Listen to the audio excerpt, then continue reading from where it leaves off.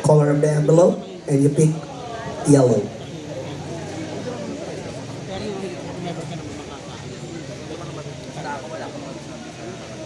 Ang dami mo naman ng ebas. Question number 1.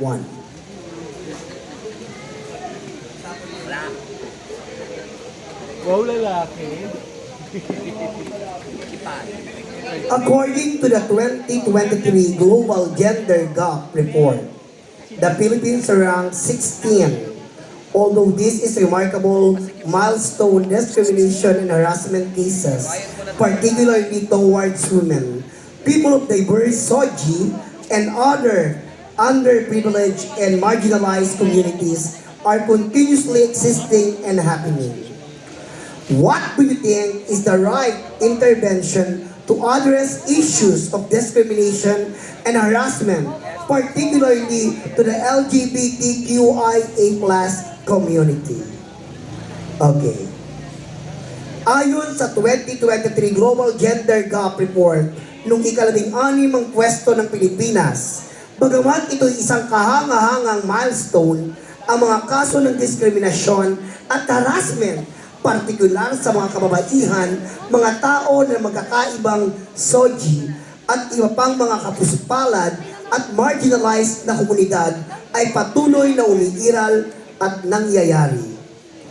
Ano sa palagay mo ang tamang intervention upang matugunan ang mga issue ng diskriminasyon at harassment, partikular sa komunidad ng LGBTQIA+. Wow. Para po sa akin, ang pinakatamang intervention upang matagupan ang issue ng diskriminasyon ay ang ating mga sarili bilang isang LGBT community. Bakit? Hindi tayo nirirespeto dito sa ating bansa dahil tayo mismo sa ating komunidad ay hindi natin kayang respetuhin ang ating mga kapwa. Nagpapataasan tayo ng ihi at naghihilahan pababa. Kung tayo po ang unang-unang re-respeto sa ating mga sarili, definitely, hindi na po natin kailangan i-asking pa o manghingi pa ng respeto sa ating ibang kapwa. Dahil kusa na po mismo nila ire-respeto ang mga LGBT community. Dahil dito sa mundo, hindi po namin kailangan ng inyong awa. Ang kailangan po namin ang inyong malinis na pang-unawa. Magandang gabi.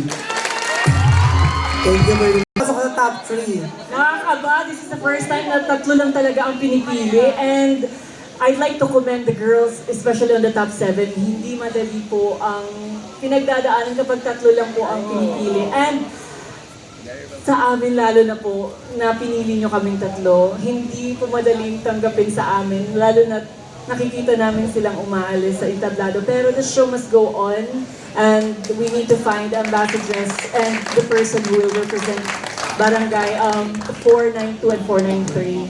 Kaya I hope nag-enjoy lahat kayo. Napakabuti mo. Nalulungkot kapag may umaalis. Gusto mo bigay mo na lang spot mo sa kanila. The hardest part of the competition, pero wala tayong magagawa. Take your question, candidate number 5. Ay, oh. Dapat girl. Question number 4. There have been proposals among education stakeholders to integrate the concepts of gender sensitivity in primary and secondary school curriculums, which was supported by statement like it is ideal to start them young. What do you think is the right age, group, or educational level of learners in the introduction of gender sensitivity and concepts related to SOGI? Tagalogin ko, nagkaroon ng mga mungkahi sa mga stakeholder ng edukasyon na isama ang mga konsepto ng pagiging sensitibo ng kasarian sa mga kurikulum sa elementarya at sekundarya na sinusuportahan ng mga pahayag tulad ng ito ay mainam na sinimulan habang bata pa. Ano sa palagay mo ang tamang pangkat ng edad o antas ng edukasyon ng mga mag-aaral sa pagpapakilala ng pagiging sensitibo ng kasarian at mga konseptong nauugnay sa SOGI. Good evening, ladies and gentlemen. As a licensed professional teacher based on elementary, I've always believed in the psychosocial theory of Erik Erikson that we should start from the grassroots levels in order to introduce gender sensitivity. It's not only a proposal, because gender and development is already present in the elementary and high school and even in tertiary level. Because gender sensitivity should always start from the home. But because the society is allowing us to explore and develop, we should inject and penetrate within the grassroots, especially in the elementary years. Because if we will cultivate a generation, young generations full of respect, gender sensitivity, and to discriminate and to disseminate and to remove the word discrimination, we will grow a generation that is full of love, trust, understanding, and most especially respect. We should start in the elementary level to support gender sensitivity so that all of us could have an amazing world where no discrimination is available within the corners of our world. Thank you and good evening.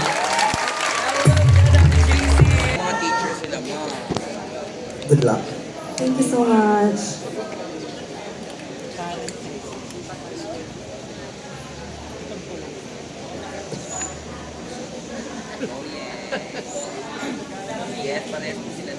Question number 2.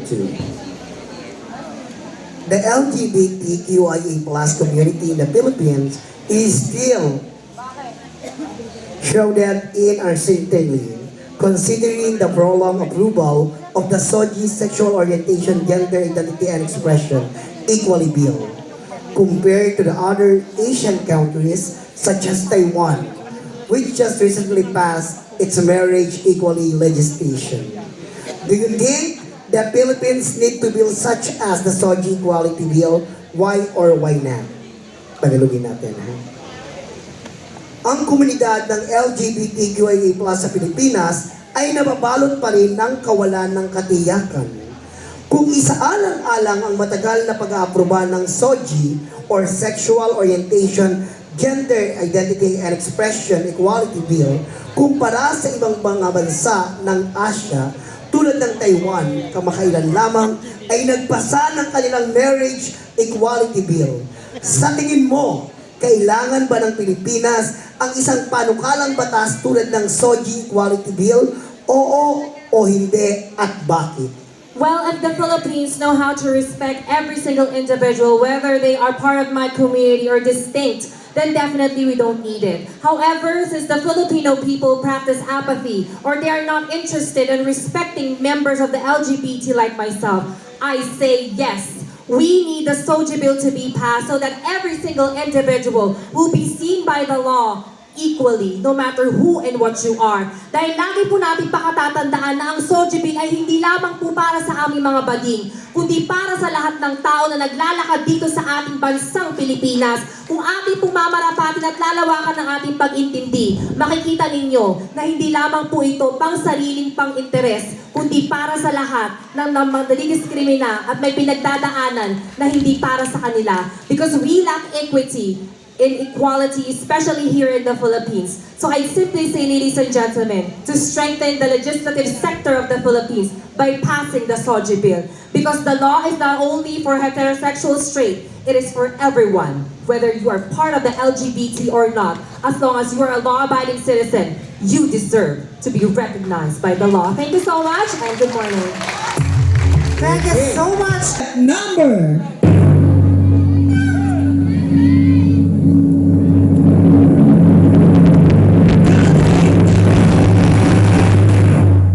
maraming salamat po sa lahat po ng mga nagpuyat ngayong gabi, sa lahat po ng mga nakiisa, sa lahat po ng mga hurado, at sa lahat po ng Sangguniang Kabataan, Sangguniang Kabarangay, at sa mga sponsors. Maraming salamat po sa inyong lahat. Kaya naman our second runner-up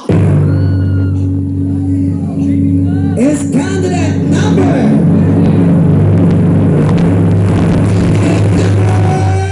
Kagawad Kagawad Ryan, Kagawad Pineda, maraming salamat for giving us an opportunity na maipakita po namin sa barangay nyo ang galing ng aming talento sa larangan ng pag-host. Yes. Diretso. Maraming salamat po. Our second runner-up!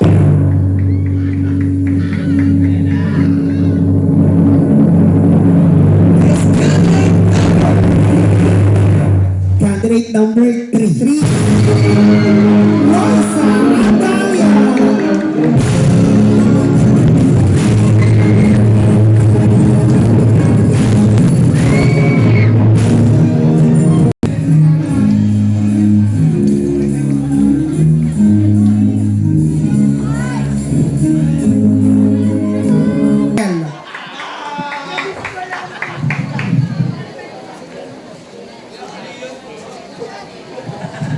While the title holder or Queen of Sampaloc will receive 20,000 pesos cash, crown, sash, bouquet of flowers, gift pack from Aficionado Lunaria, and she will also receive a full life insurance coverage as one of the right accommodation of Oyo Bicat Apartel.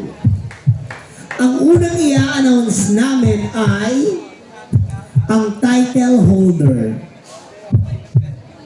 Ibig sabihin, nangangahulugan na ang matitirang kandidata ay first runner-up.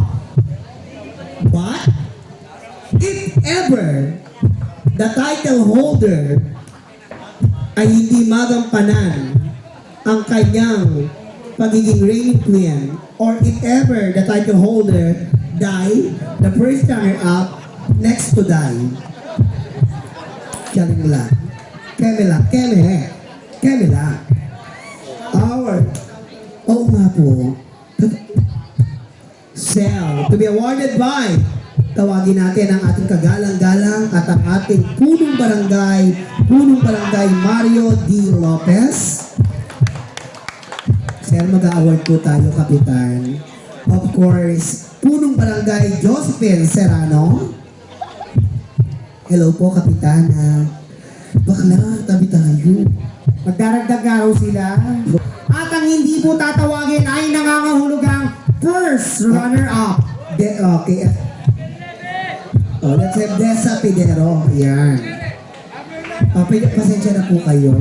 Desa Pidero. Okay lang po. Humingi po ako tawad Okay! Our Queen of Sampaloc 2024 is candidate number...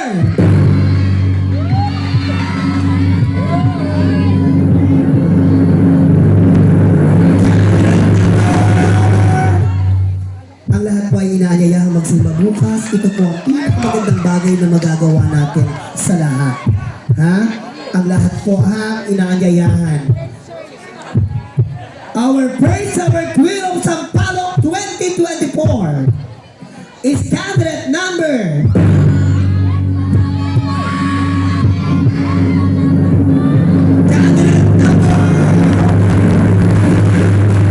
Ngayon lang kami nakita o ng pagkakataon nito na ang mga punong barangay hanggang ngayon gising pa rin. Palakpakan natin ang ating punong barangay. At ang mga kagawad na magigiting at masisipag. Diba? Kita natin kung sino ang nagtatrabaho sa barangayan.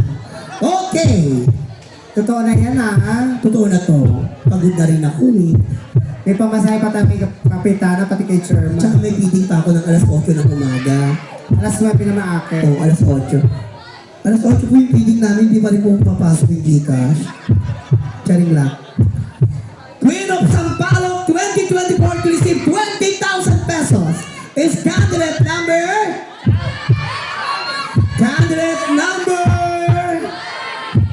Tama! Candidate number... 5! And our first runner-up, Queen of Sampaloc, is candidate number 11. Yan, La Victoria, our first runner-up. Sa Kuryang Barangay, sa Barangay 492 at 493, sa Kuryang Kabataan, sa lahat po ng mga opisyalis ng barangay, mga staff and of course, ang inyong constituent, congratulations po sa napakasaya at napakabuhay na programa nyo ngayong kapistahan. Maraming salamat Report 93 sa isang katagumpayan ng pagsasama ng isang proyekto at ng iyong pamunuan na wala itong simula at sa mga susunod pa pong proyekto ating pagsasamahan